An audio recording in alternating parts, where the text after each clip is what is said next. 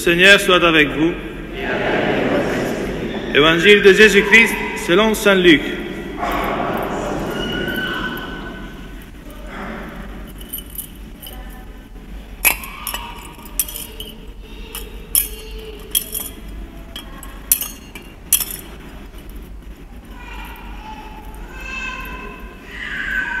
En ce temps-là, l'ange Gabriel fut envoyé par Dieu dans une ville de Galilée appelée Nazareth, à une jeune fille vierge, accordée en mariage à un homme de la maison de David, appelé Joseph. Et le nom de la jeune fille était Marie. L'ange entra chez elle et dit: « Je te salue, comblée de grâce. Le Seigneur est avec toi. » À cette parole, elle fut toute bouleversée et elle se demandait ce que pouvait signifier cette salutation. L'ange lui dit alors: « Sois sans crainte, Marie, car tu as trouvé grâce auprès de Dieu. Voici que tu vas concevoir et enfanter un fils. Tu lui donneras le nom de Jésus. Il sera grand, il sera appelé Fils du Très-Haut. Le Seigneur Dieu lui donnera le trône de David, son père.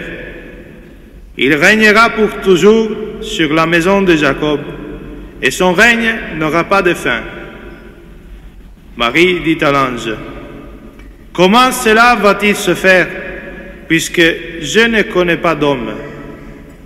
L'ange lui répondit: « L'Esprit Saint viendra sur toi, et la puissance du Très-Haut te prendra sous son ombre.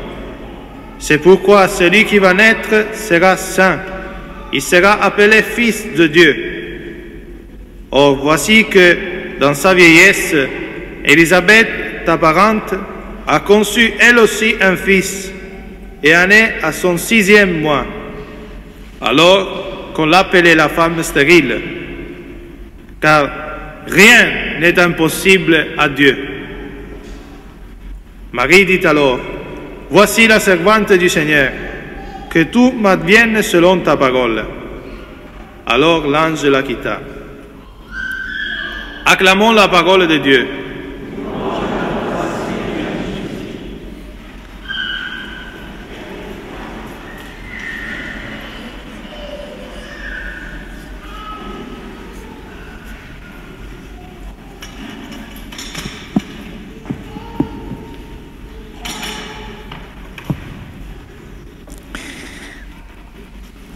Certains pensent, lorsqu'ils ouvrent une Bible, qu'il s'agit d'une histoire pour enfants.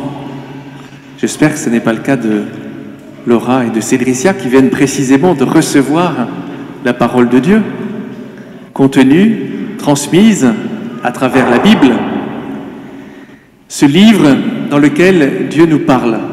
Et il ne nous parle pas simplement pour nous raconter des histoires qui n'ont absolument aucune valeur pour nous.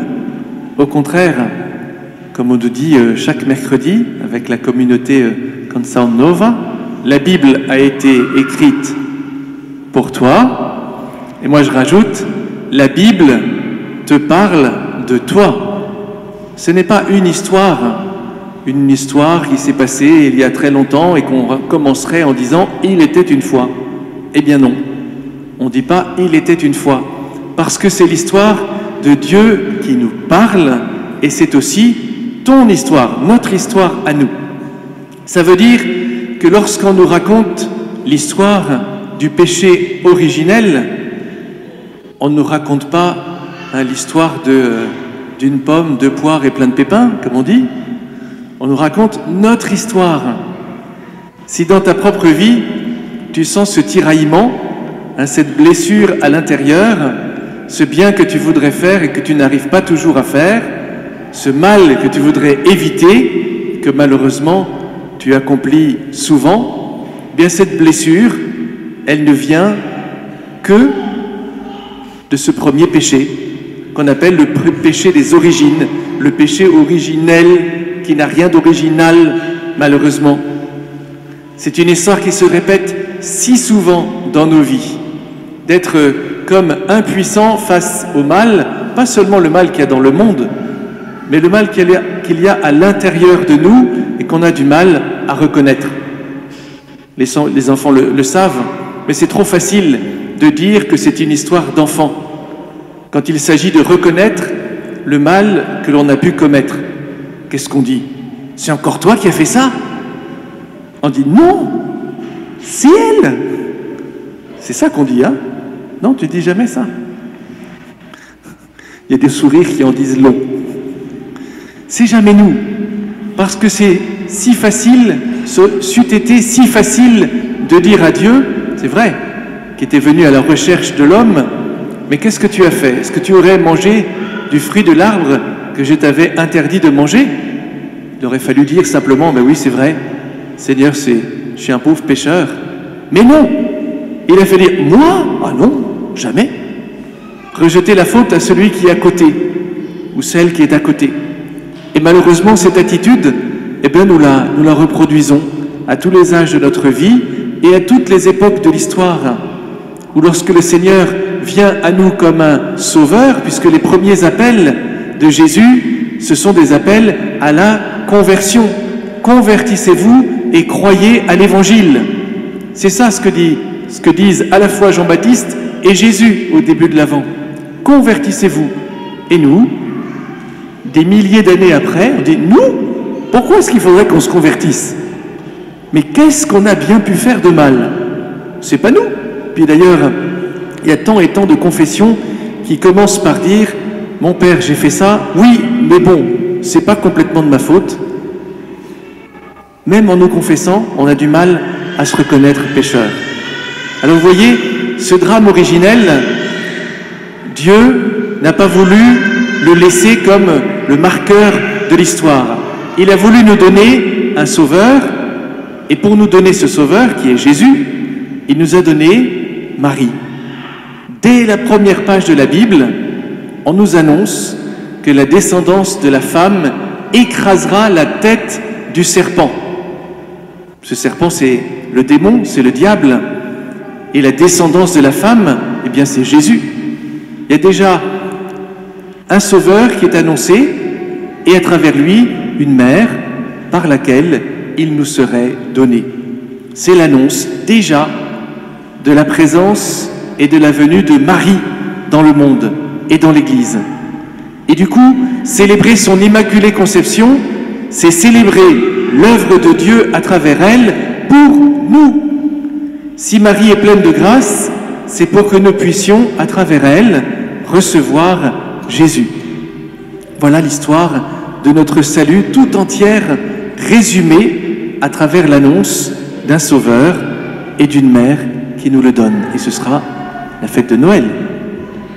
Alors on a voulu, on l'avait vu avec les enfants, on l'a préparé depuis des semaines avec vous tous, on a voulu aujourd'hui renouveler cette consécration à Marie. Ce n'est pas une nouveauté, la paroisse à plusieurs reprises a été consacrée à Marie. L'année dernière, nous avons renouvelé cette consécration lors de notre pèlerinage jubilaire à Cotignac. Et cette année, nous allons le faire en accrochant autour du cou de la statue de Marie un cœur. Alors l'idée, elle ne vient pas de nous, elle vient d'un curé qui a vécu il y a quelques années à côté de Lyon, dans une petite paroisse qui s'appelait Ars. Le 1er mai 1836, le curé d'Ars d'abord a voulu changer la statue de Marie qui était pas assez belle à son goût, qu'on a fait faire une plus belle, plus grande, puis ensuite il a fait faire un cœur en vermeil dans lequel il avait glissé tous les noms des paroissiens. Alors, il avait aussi, j'ai vu ça hier, il avait, lors de son homélie, il avait cité un à un tous les noms des paroissiens d'Ars, hein, qui sont dans le cœur qu'il avait fait confectionner, et qui y sont encore d'ailleurs. Alors on ne va pas le faire, puisque nous on en est un peu plus de 2000, ça serait un peu long hein, de citer tous les noms de ceux qui veulent se réfugier dans le cœur de Marie, pour être capable eh bien, d'être attentif à la parole de Dieu, à ce que Dieu a à nous dire. Il y a un choix qu'on doit faire aujourd'hui. Est-ce que tu veux suivre cette parole qui t'invite à te convertir, ou bien est-ce que tu veux écouter l'autre parole, la catéchèse du démon, qui t'explique que finalement ce serait plus simple si toi-même tu décidais ce qui est bon pour toi. Choisis la parole qui va se faire chair, qui va s'incarner en Jésus à Noël, ou bien l'autre parole qui sans cesse nous appelle à nous en écarter. Choisis. Mais pour aujourd'hui, en tout cas ceux qui sont dans le cœur de Marie, ils ont choisi à l'école de Marie pour pouvoir suivre Jésus. Je disais aux enfants qu'une maman, ça résonne avec le cœur. Ça pense toujours à ses enfants. C'est bizarre ça, hein? Même quand ils ne sont pas là, la maman, elle pense à ses enfants. Eh bien Marie, c'est une maman. Et elle pense toujours à nous. Alors nous, c'est un signe, évidemment, on va se réfugier dans son cœur, on va accrocher sur sa poitrine. Quand on viendra là, on fera une prière à Marie, on se souviendra qu'on est dans le cœur de Marie. Que pour nous, c'est comme un refuge, un lieu où on n'a rien à craindre, des attaques du malin. Pour terminer, il faut se souvenir qu'en se consacrant à Marie, nous utilisons une arme puissante. On dit, et les saints dans l'Église, ils ont toujours dit que la prière à Marie, et particulièrement la consécration à Marie, c'était puissant comme une armée rangée en bataille. Ta prière à Marie, c'est une arme contre le démon, contre le péché, contre la division. Alors, on va tous ensemble effectuer cette démarche. On fera avec les enfants une procession pour porter ce cœur, et puis nous l'accrocherons au cou de la Vierge Marie en nous confiant et en renouvelant la consécration de notre paroisse à son cœur immaculé. Amen. Pour cette démarche et pour cette procession, on va se lever.